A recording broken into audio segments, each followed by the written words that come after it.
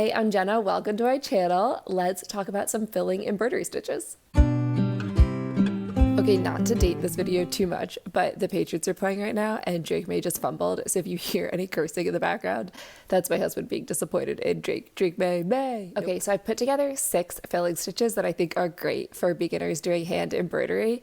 I made this video because I all the time find myself wanting to fill in a space, and I keep doing the long and short stitch and I just don't like it. So I researched 6 other stitches, and I hope that these are helpful for someone else who doesn't like long and short stitch, or at least doesn't like it for things where you don't want texture. Long and short is such good texture, which is great for like fur or trees, but like sometimes I just want it to look cute and I don't want that texture. So here are some stitches that are good options for that. The ones I'm going to go through, I'm going to show you here what I've done. So we have a outline satin stitch. So, you know, typical satin stitch, but there's a border so that you can get like a really clean, pretty finish, and it's a little bit raised. Then the reason I made this video, the Romanian couching stitch, I didn't know it existed. Romanian couching stitch is so pretty. It's so similar to the satin stitch, but it doesn't have the same kind of like pickup risk, where the satin stitch, obviously, like it's so easy to pick up. The couching stitch is pinned down in the middle, and it's just, I think, as pretty or very close to as pretty, and doesn't have that like pickup risk, which is great. Then the layered stem stitch, it takes a lot more time than the other two, but it adds some great texture. I will say Romanian couching was the quickest for me. Well, lattice, but of the like fill in all the space, Romanian couching. But then I think stem is really pretty. And it kind of inspired me to do, I think I want to do an Easter egg kind of embroidery, where I do some pretty designs in the eggs, kind of like, I don't know, there's like different decorative eggs. I'm forgetting the word, but you know what I'm talking about. Or maybe you don't. Okay, next was the weave stitch. This is one, I think it's just like a really cute stitch. It's so flat and there's no pickup. The other great thing is between this stitch and the next stitch, the detached buttonhole, is there's only kind of like an outline through the fabric. So I think both of these would be great if you were doing something for a kid and you didn't want them to have itchiness or whatever, like on a sweatshirt, especially like a ball cap. I think it would be really cute if you did like a, let's say like you did like an R and then for their first name and then filled it in with one of these. I think it would be precious, and they're really sturdy. But before I get too ahead of myself, this is the detached buttonhole. I learned that one for this and I really like it. It took a lot of time. Detached buttonhole took a lot of time because each of these are little knots, but it's really sturdy, and I think it looks really nice and is decently, I don't know if you can tell, it's decently flat, which is good. And then the last one is the lattice stitch. There's so many different ways to do this. Fabergé egg, that's the word. And I think that there's some cute, like, especially Easter egg themed things I can do with the lattice stitch, definitely the fastest of all of them, and use the least amount of thread while still being like very cute, I think looking special. Let me go through, speaking of thread, definitely most thread is satin stitch. And then the rest are all kind of even except for the lattice stitch used by far the least amount of thread. Time-wise, couching was quickest with lattice, I guess couching and lattice. And then the rest they took some time. I was surprised that some took me up to like 30 minutes for these are 1-inch squares. So some do, especially these kind of 3 more detailed stitches, take some time, but I think they're worth it. I've said durability a million times, but I do like the durability, and I think that the detail is really pretty as well. So if you're interested in learning any of those stitches, stick around, and I hope you subscribe. First step of outline satin stitch is just going to be to create the outline. I'm going to do it here with backstitch because I just like doing backstitch, honestly, but any sort of clean, neat stitch will do. It's going to be totally covered up by the satin stitch, and it's really just a guide to keep your satin stitch nice and orderly on the edges. It adds a little bit of volume, but it totally gets covered up, so it's not that serious.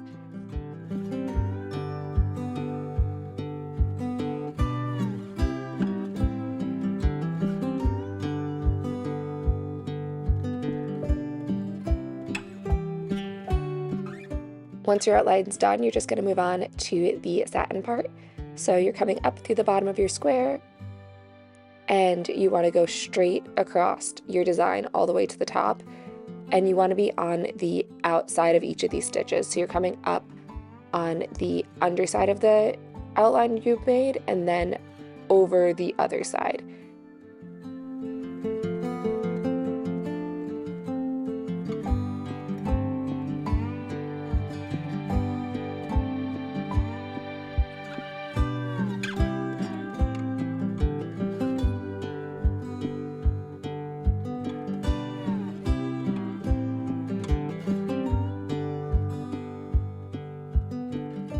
For Romanian couching, you need 2 lines across your design. How far apart they are isn't that serious, but you want them to be straight, so I'm using a ruler here. As you can see, I did some original lines and didn't like them, but they're getting covered up anyway.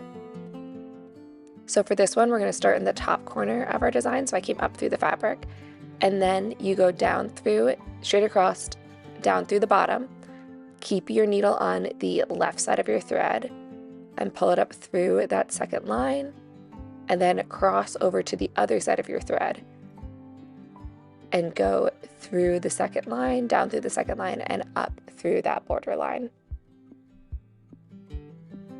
And you're going to do that all the way across once you fix any knots. So down through the bottom outline, up through the first line on the left side of your thread, and then you're going to cross your thread and go down through the middle line or the second line and up through the top of the border.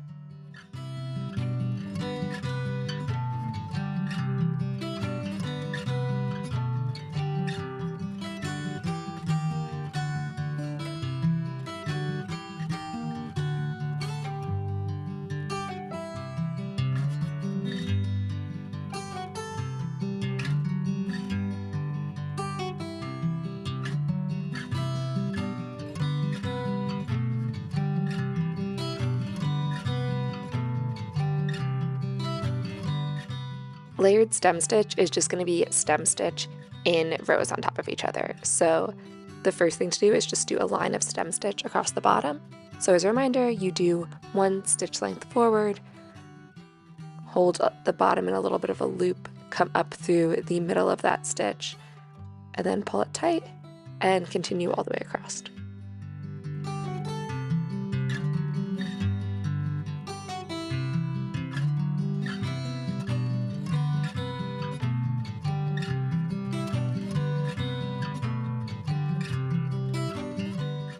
Once you're done with one row, you're just going to come up right above it and do stem stitch in the opposite direction.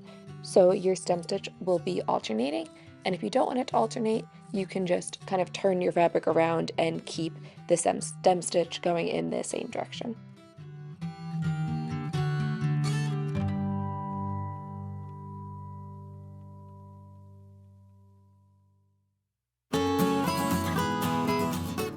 So as the name implies, for weave stitch, we are creating a weave here. So step 1 is going to be to make vertical lines with your thread that we can weave into. So you're going to come up through the bottom, down through the top, and then when you make your second line, you want it to be about the thread width apart. So you're going to come up about the same width as the amount of thread that you have. So here I have 3 strands, so about the same width as the 3 strand. The reason that's important is that when you go in to weave your horizontal lines, it'll help it stay flat if the stitch length is about the same as the thread. There won't be kind of like bunching because it's too crowded, or there won't be white space in between if it's too spread out. So you're just going to go all the way across making your vertical lines. Once you have your vertical lines, you move on to your horizontal. So you're going to come up through, again, that bottom corner, and then you're just going to weave your needle through every other vertical thread line, so an over and under pattern here, without picking up any thread or any fabric from behind. So as you can see, it's kind of freely weaving through and not picking up any back thread, just going over and under.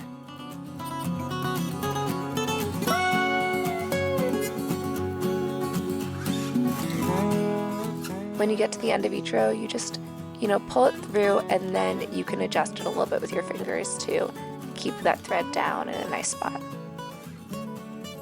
Once you're pretty comfortable with how the thread lies, you tap it down. You can keep zhuzhing it a little bit, as I do here, and then you move on to the next row, going right above where you went down there and tacked in that stitch. And then, like the name implies, we're weaving, so you're going to go over and under the other direction, alternating. So if you went over a stitch before or over a thread before, you're going under this time, and vice versa. And you're just going to keep alternating those rows all the way up your design.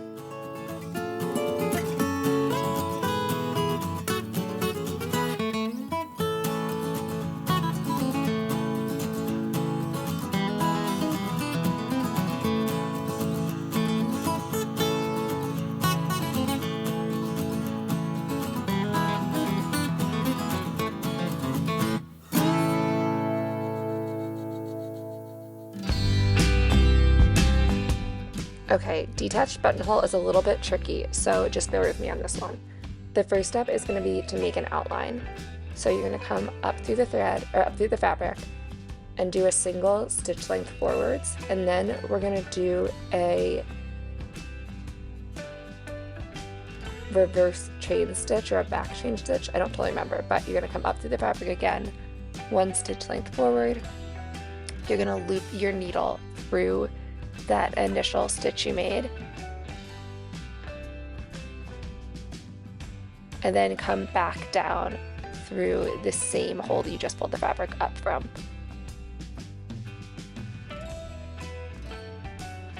And that creates your first chain, and then you're just going to continue with that around the outline, going one stitch length forward up through the fabric, and instead of having the initial stitch like we had, you're going to use the prior chain to loop through. So up through the fabric, through the chain, not picking up any fabric there, just through the chain, and then back down through the hole that you came up through. Some things to be conscious of here: we're going to use those loops as a guide for future lines, so you want to try to make the same number of loops on each side of your square or your design. So lines that are across from each other should have loops that ideally are pretty straight across and the same number of loops. Lines that are perpendicular, it's not as important, like the left side, right side, top, bottom, left side, right side of the square, you want to have the same number of loops. The top and bottom, you want to have the same number of loops, but the sides and the top and bottom don't necessarily need to have the same number of loops as each other. Okay, once your outline's done, you're ready to start making your first guideline. So you're going to come up through that initial stitch we did, that little forward stitch. Take the thread all the way across to the other side into the kind of like loop that lines up with it, or the chain that lines up. You're going to go down through, and then you're going to come right back up under that stitch. Okay, so once your needle is ready, once you've pulled it through, we're going to start making our buttonholes. To do that, we're going to always be looping through a loop above us, going under that guideline that we've created, and then making a little knot. So you start out with the first loop above you, that was the first chain here, and now we're going on to the second. So through the second chain, not picking up any fabric with this, it's the detached part, under that guideline that you've made, making sure your thread is on, that your needle's coming through a loop in the thread here so that it catches and makes this little knot. So we're pulling, because as you can see, it's through that loop and down. Then we move on to the next chain. In the next chain, below the guideline and through the middle of the thread. And you continue that all the way across the row.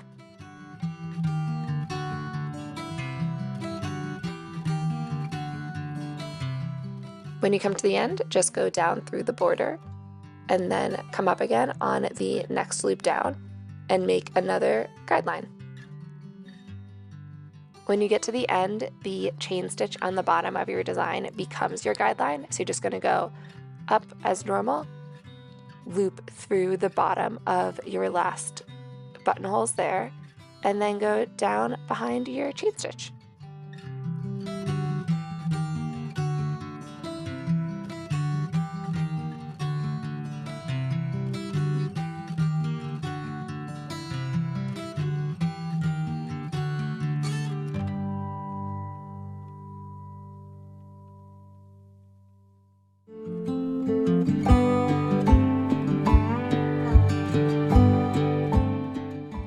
lattice stitch, we're making a design by tacking down overlapping threads. So here I'm measuring out the distances between the threads to make sure that they line up in nice little X's that create squares instead of rectangles. So I'm doing them every 1/4 inch.